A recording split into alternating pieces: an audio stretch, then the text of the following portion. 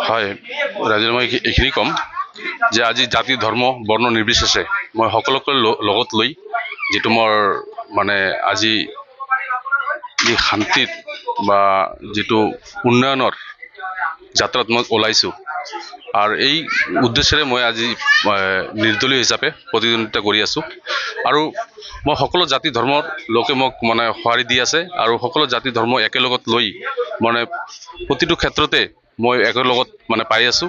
এইটো মোৰ কাৰণে এটা ডাঙৰ মানে শুভ লক্ষণ।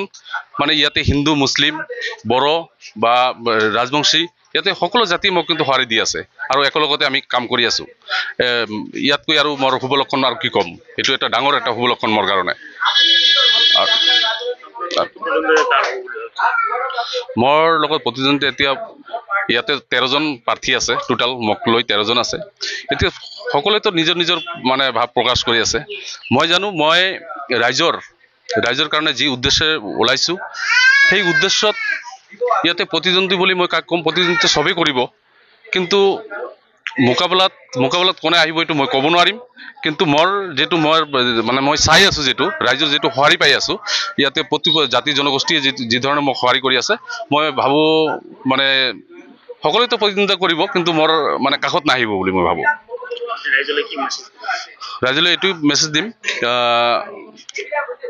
আজি যিটো মই শান্তি আৰু উন্নয়নৰ কাৰণে মই ওলাই আহিছোঁ, সকলো ৰাইজে এইটো মানে ৰাইজে ইতিমধ্যে সচেতন, ৰাইজে এইটো বুজি পায় বা ৰাইজে ইতিমধ্যে মোক মানে আকোৱালি লৈছে আৰু মানে কি কয় শান্তি আৰু উন্নয়নৰ কাৰণে ৰাইজে মোক যিধৰণে সঁহাৰি দি আছে, মই ৰাইজক লৈ আগন্তুক দিনতো মই আগুৱাই যাম বুলি মোৰ আশা।